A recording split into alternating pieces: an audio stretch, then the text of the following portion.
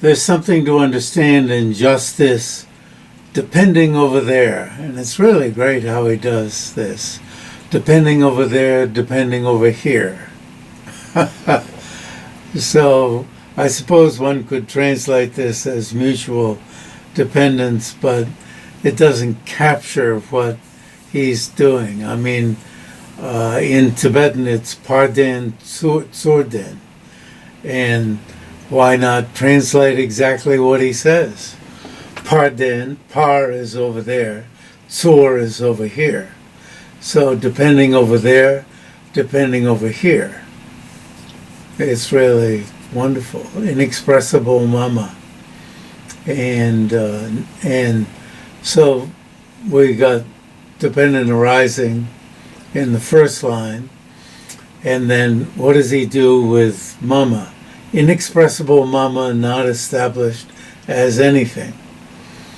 Well, inexpressible mama is inexpressible in that, as Tsong-kha-pa says, when emptiness is in the face of direct realization, you can't describe it exactly as it is in the face of direct realization.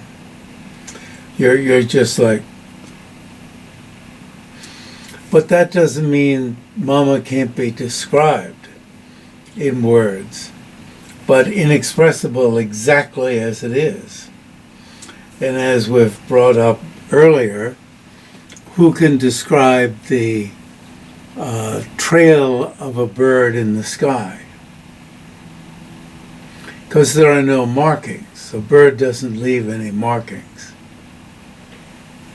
You know, a cow, when it goes on the land, it pats down some land. Even a bird, you know, when it walks over the land, it leaves some tracks. It knocks down the grass, for instance. There's some trail. You can follow its trackings. What about a hummingbird? I don't know. Does a hummingbird move over the ground? You know, but probably. You know, people always try to find some problem with an example.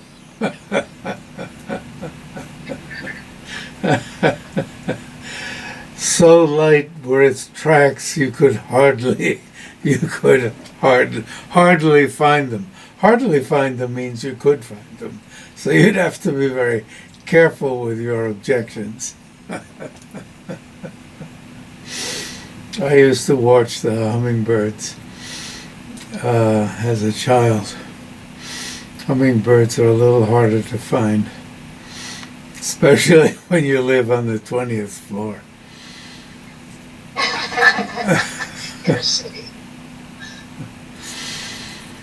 So, just this depending over there, depending over here. Wow, that's lovely. Inexpressible mama.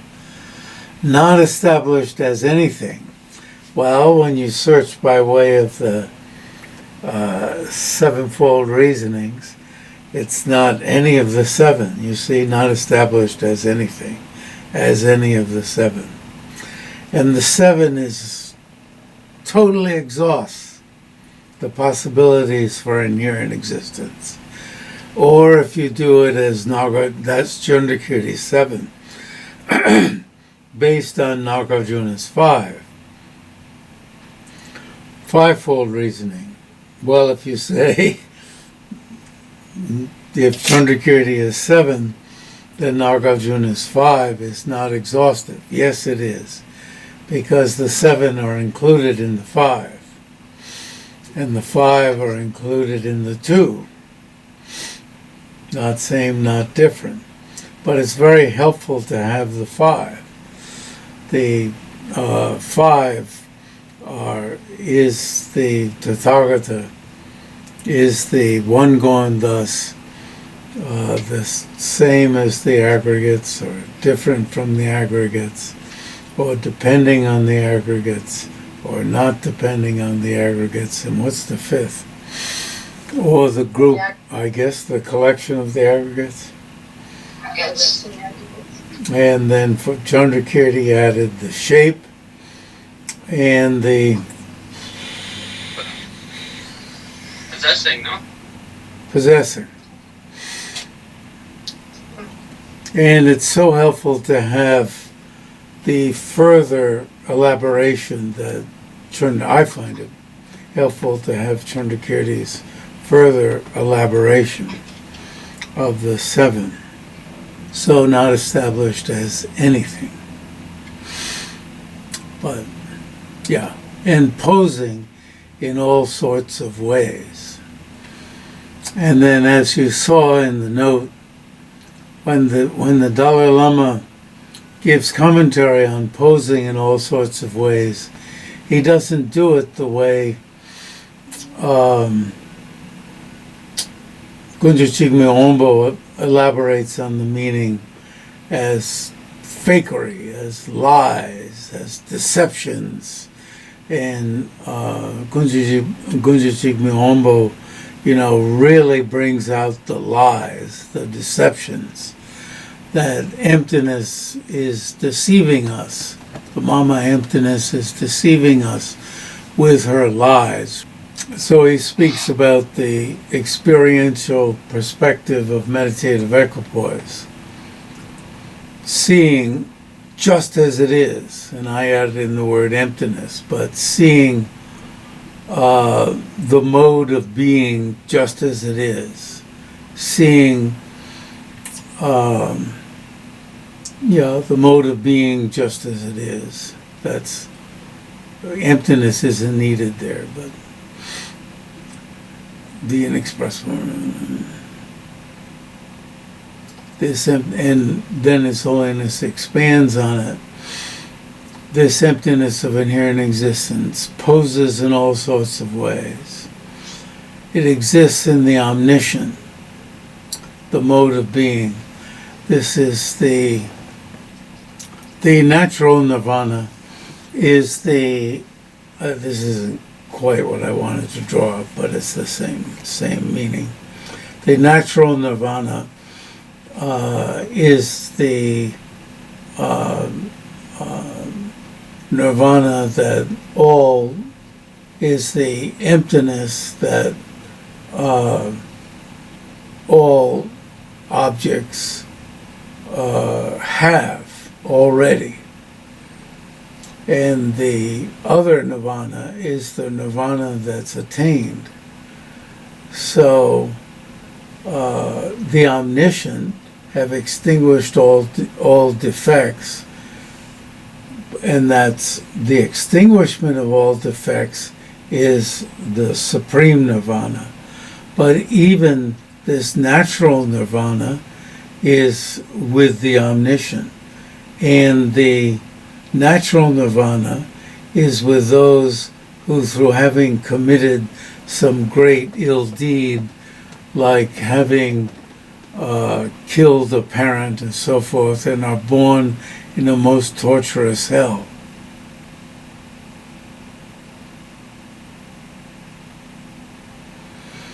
That's called, in Tibetan, Rangshingi Nyangde. Rangshingi Nyangen Leteba. So that natural nirvana is right with the mental continuum of a being in the most torturous hell. So you can see that the same message is there.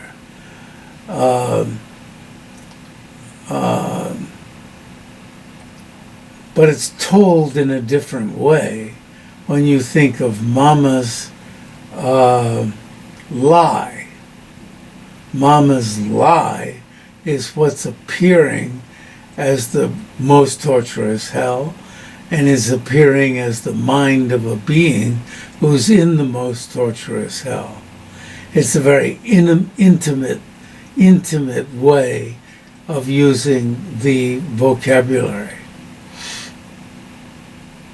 But the two types of, the message is the same.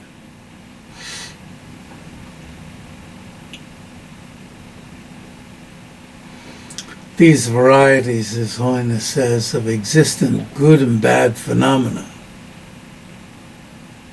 The good phenomena that's with the omniscient being, and the bad phenomena that are surrounding and torturing the being in the most torturous hell, dawn from the sphere of this emptiness of inherent existence.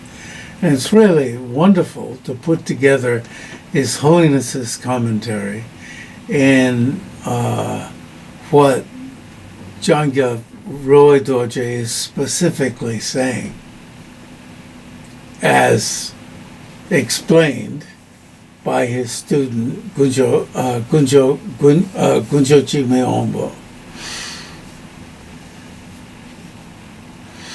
As I said, I think last time, His Holiness is spurred on not so much by the specific words of the poem, but by the context of the tenets of Jang-kya's song.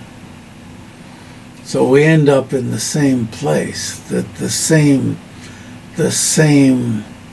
impact. The varieties of phenomena. You see the 105 phenomena and the 103 phenomena have this nature of natural quiescence. That's, he used the word, I used the word natural nirvana up above, and then natural quiescence is another term for the same thing. Ngon-yiki-shiwa. It's a type of pacification of quiescence that is not brought about by the path, but is naturally there, all around us and within us. So all of these phenomena within us and outside of us have a natural quiescence that is not brought about by the path, and are the manifestations of this natural quiescence. How interesting to think of it that way. And are then, because of this, the cruddiness of them, are the lies of this quiescence. And a very interesting way to put it, as Jang-kya Röl-pay-dor-je and Kön-chog-jig-me-wang-po put it. They are the manifestations, the lying manifestations of it. So the varieties of phenomena, as His Holiness puts it, have this nature of natural quiescence. He doesn't use the term lies because he's not working from the vocabulary of the poem. He's just inspired by the context of the philosophical context of the poem. Not just. There's no way you can use thus. Just. There's no way I can use thus to speak of the well of inspiration that he finds from reading the poem. It's just his well does not include the specific words, some of the specific words. And since they have this nature, they dawn, so to speak, from this nature. They are the sport of this nature. They are the manifestations of this nature. They are the display of this nature. I was reminded of I've mentioned it earlier, of the debate that I had with a guru. It's too broad a term, Hindu guru, but of Advaita Vedanta, of non-dual Vedanta, who did not appreciate the Buddhist inspiration for compassion that is connected to appreciating those who are bound by the deception. He spoke about enjoying the deception that fools undergo, being amused by it. You see? It's sport. You see the term sport, manifestation. These others who are stuck in it, it was like, ha ha ha, these jerks are taken away by it, and it's laughable. It's sport, lila. The word is namrol in Tibetan, lila in Sanskrit, dance, sport. And there's tremendous emphasis in Buddhism that this seeing that either ourselves or others, with oneself, one is bothered by this. One fears coming under the influence of this deception. Nowadays it's said, have compassion for yourself. This term didn't used to be used in Tibet. In fact, they thought, how could you have compassion for yourself? That's silly. But indeed, the term was fear, having fear. And this leading to renunciation. Compassion for yourself struck them as ridiculous until they tuned into the fact that we loved having compassion for ourselves. And we would say, well, we're sentient beings, aren't we? Have compassion for all sentient beings. And they used to laugh that we'd use such perverted logic. But then in the course of the 50 or whatever it is now that I've been involved with this, 60, whatever it is, they've come to understand that this is the language of the people we're dealing with. So even they teach about having compassion for yourself. Well, I'm just, so that's okay. And it's fine to use it. When you're dealing with idiots, use the language of the idiots. When you deal with barbarians, use the language of the barbarians. Okay, I'm just teasing all of us, including, I suppose, myself. But I've tried to think of, how, but the language is fear. And then I would make this tone it down a little, being concerned. Translate the word fear as having concern for yourself. And tone it down a little, so it doesn't sound like fear, the preacher, and have fear for being burned in hell.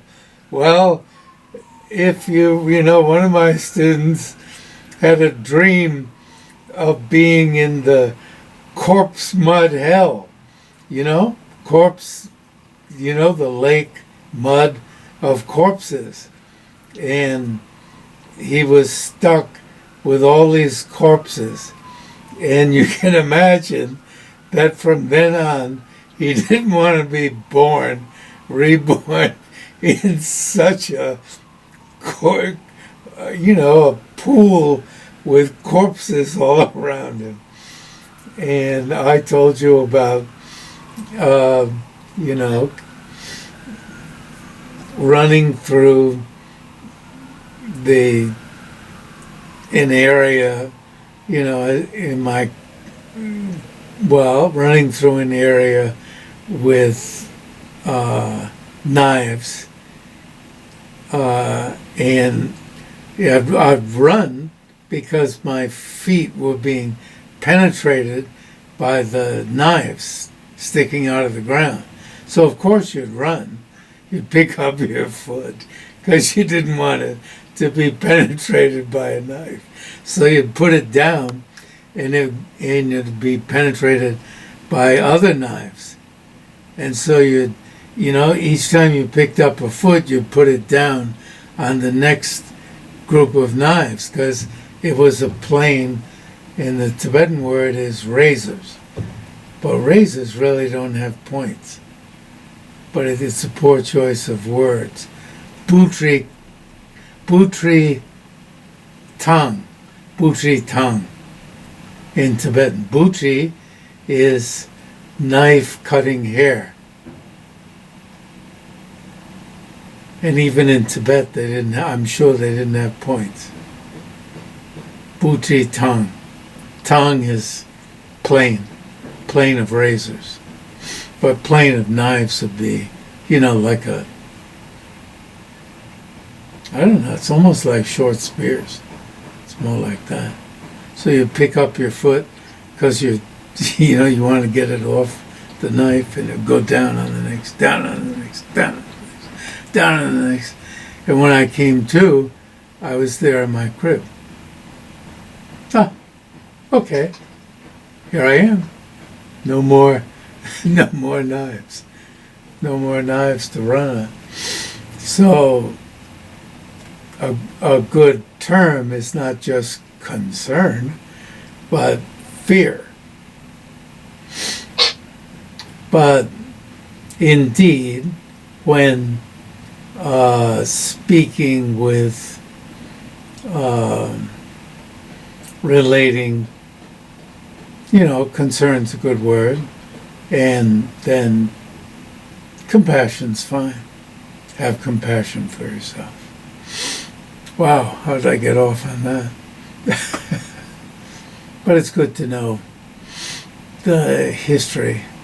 In case you go to Tibet and say compassion for yourself, the Lama's apt to, if he hasn't gotten used to this idiocy, might break out into laughter or throw up or say, "What the hell's the matter with you?"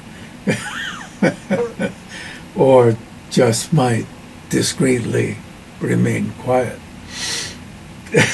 and think you are not a vessel for the teaching, or think you've got a lot to learn.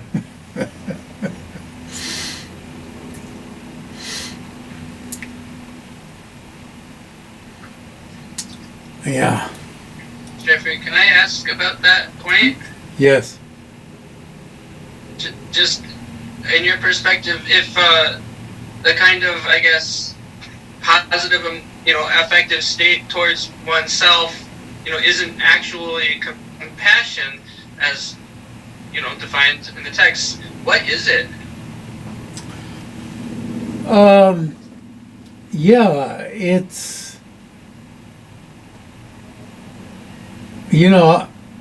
I think you make a good point. When you look at it, you want happiness. You want to be free from suffering and the causes of suffering. And, what's wrong with that?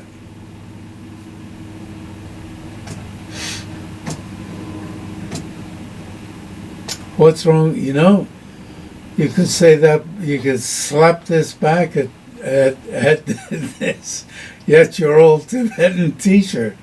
What's wrong with wanting to be free from suffering and the causes of suffering? You know, any more than having, what's wrong with having concern with, you know, being born in a huge pot of molten bronze? You know, is that any different? You know, it's a little broader. Not a little. That's almost a joke. To have this wider wish and wider comprehension of the problems we're involved with.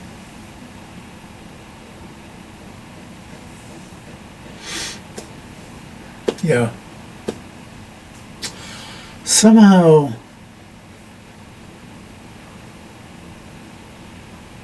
I had figured out that this had something to do with pride, but I may be mixing up something else. It's like, I figured out at some point that they were thinking, of course you'd be proud. But then I noticed all the teachings about thinking, you've got to build up will, you know? A stronger sense of, I'll do it. The type of laziness, what I put up against that one was, well, then why do you teach that type of laziness? Teach against the type of laziness, that the type which is, oh, I could not possibly do that. That type of laziness. Oh, somebody like me couldn't do that. Yeah, that's one of the, 4 types of laziness? Isn't it 4? Oh, I couldn't do that. 3? Again, 3, the lazy discouragement. Yeah. Oh, somebody like me couldn't do that. So that countered the assumption that I heard so many times of, well, of course, one would be just proud. But I don't know how this would figure into the one we're currently talking about. Yeah, I think you've put your finger on it. That why not have compassion for yourself? If you can have concern for yourself, fear,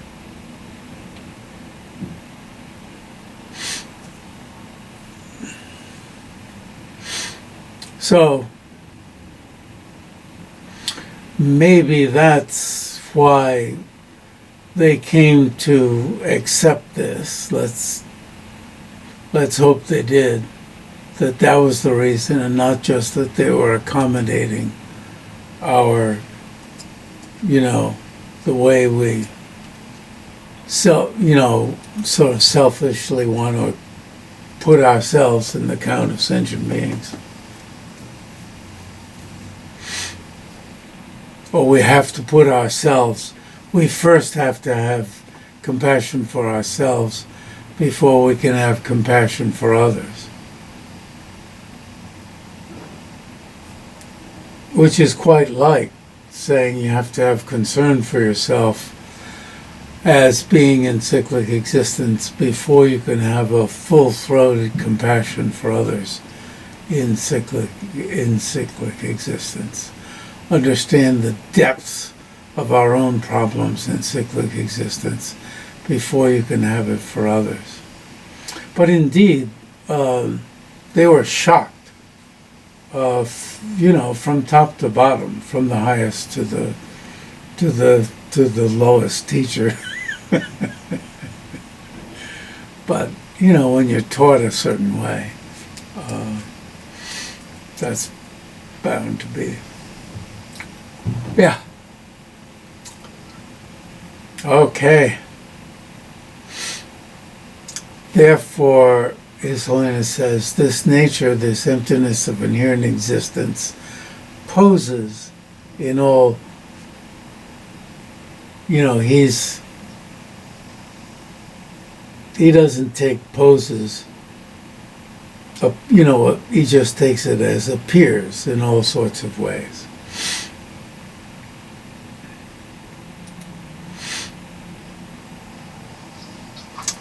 Okay.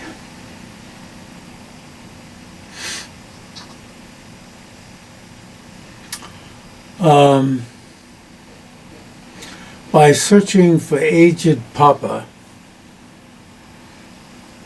by searching for the object, not finding it, the non-finding is itself the finding realization of aged Mama,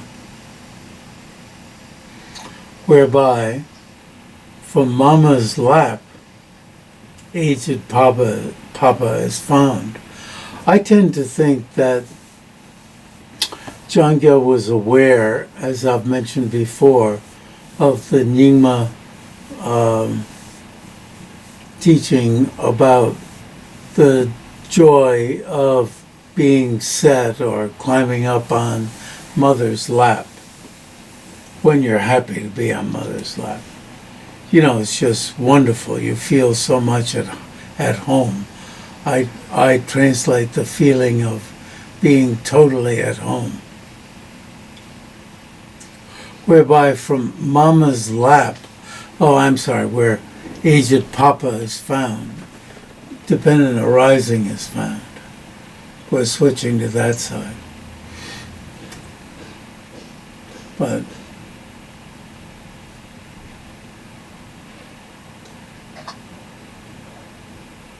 the how of Jeffrey, aged Papa and elder.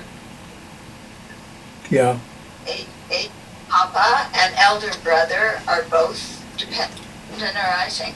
The elder brother is the searching. It's the reasoning, using dependent arising as reasoning. It took me time to understand that was how, that was Kön-chog-jig-me-wang-po's, the grammar of Kön-chog-jig-me-wang-po's reasoning, Kön-chog-jig-me-wang-po's explanation. It took me a lot of time to see this is the reasoning that leads to inference, how you use dependent arising as the reasoning. So it's the searching and the inference. So you use dependent arising. And so the searching in the 7 ways, as Chundrakirti says, that is, I would have to look this up, how Chundrakirti turns this around as being dependent arising. I'd have to get the exact line. I should actually put that in a note. And it's not at all strained to read Jang-kya's line, Kön-chog-jig-me-wang-po's line that way. So we've covered the first line of prose. So coming in a few lines, 3 or 4 lines into what is to be understood, that paragraph, he says, without relying on another awareness, which we're all used to, that all presentations of cause and effect definition and defined, agent and object and so on, are feasible in the context of only imputed by names, is the meaning of emptiness, dawning is dependent rising.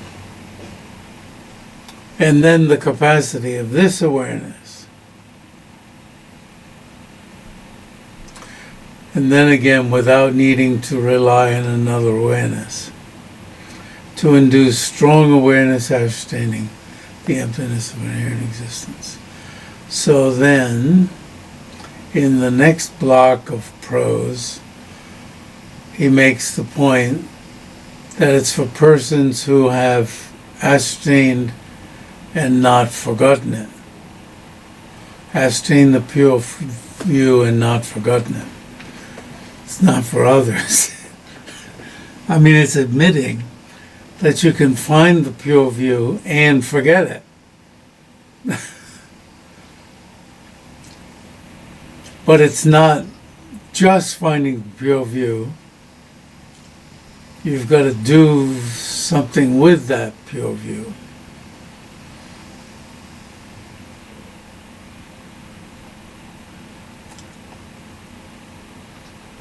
And then the quotes that we're already familiar with from Dendal Haramba,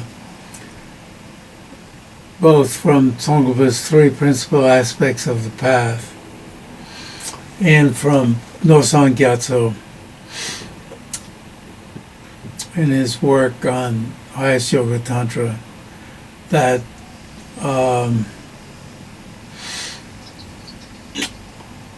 the great tent translator has been living in Dharamsala, who translated his Gavin Guilty? yes, Gavin Guilty. Such a wonderful fellow who was there in South India with us, and I teased him with his white hair, asking him who was older, with his white hair or myself. And I knew, obviously, I was the elder. And then the poem by the Dalai Lama. Look at this wonder. And you see, so often, Nagarjuna, Tsong-kha-pa refer to the dependent arising that's left over as a wonder.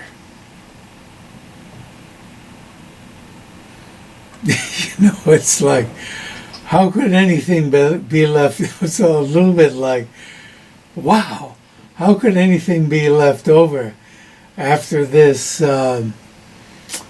meditative equipoise on emptiness? Whether that meditative equipoise be on the level of conceptual meditative equipoise or direct perception, either one. How could anything be left over? Wow, there's something left over. It's like that.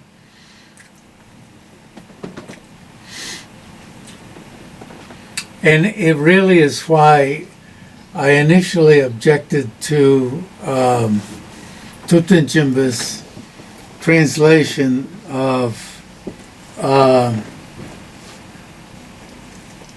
his saying that there was a robust exposition of cause and effect in the Madhyamaka writings, because you see it's described as a wonder, and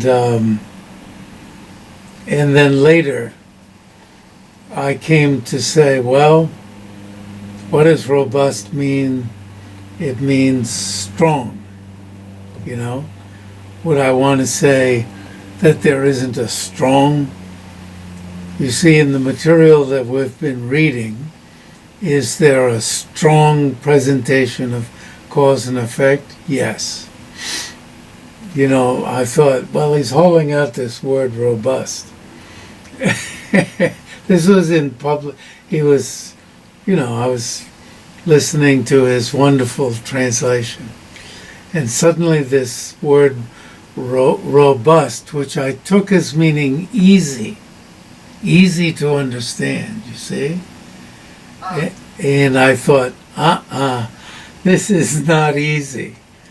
And then later I understood it. Well, that would be, strong. Okay. And so I self-criticized and accepted, and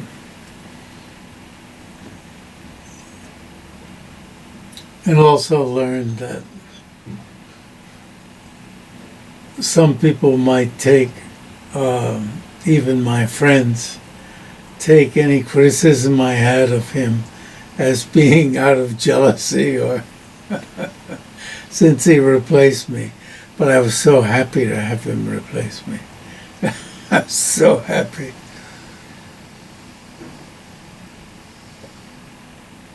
And I so appreciate his extraordinary ability to just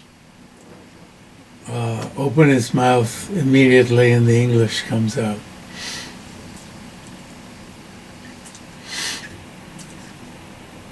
And to be able to take notes of what His Holiness says and simultaneously keep listening.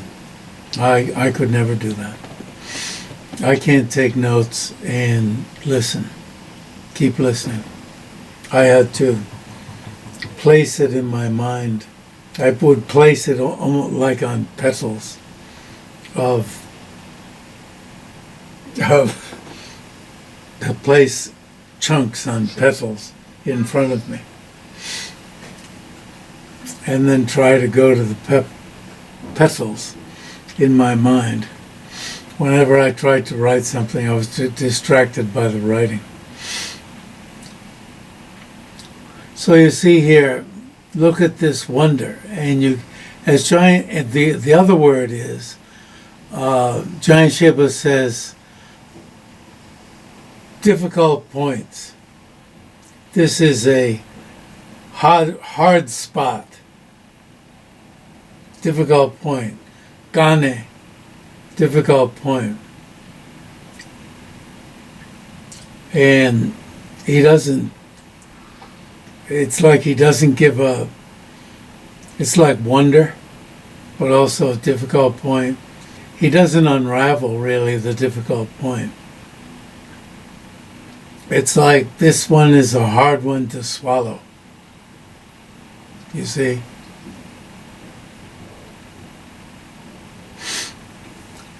Utterly non-existent, yet dawning in all sorts on the surface of the empty, clear sky. Isn't that beautiful, the poetry? As rainbow figures. Wow. See, it gives you a picture. It gives you a picture rather than trying to explain it. So how could you have a robust explanation of cause and effect? And yet, we have a book full of explanations, you see. What that book is that we're reading are a whole host of explanations, robust explanations.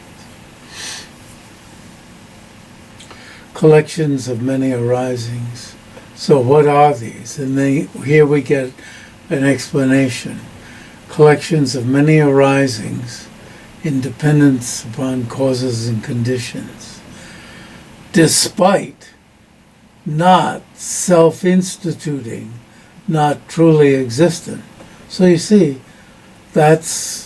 we get metaphor, and then we get robust, really wonderful words, in dependence upon causes and conditions, despite not self-instituting, not truly existent. Wonderful. See these illusions, these name-onlys, so thus so important to do a word translation, name onlys, in which, so important for somebody to do it. I'm not saying everybody should do it. In which all agents, actions, and objects are feasible, even logically feasible. Imputed to multitudes of causes and conditions and parts. Causes and conditions is one way, and parts is another way. Imputed to parts. This wonderful concentration that Aryadeva puts on imputed independence upon parts. Imputed to means independence upon multitudes of causes and conditions. Imputed independence upon parts. If it was imputed to merely and not independence upon, then things would inherently exist. Though when analyzed, wow, this is where it's hard. There is nothing. Now this is really says, identified as this. It's this. You see, it's this. Now a lot of people jump to the word identified. Does it say identified?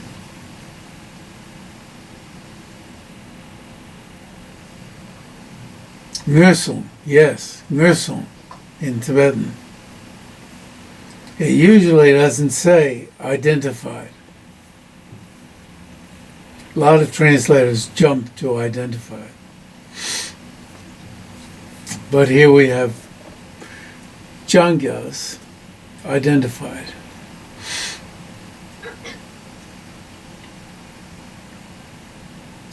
So let's leave it there. Good to see you. Bye-bye. Thank you.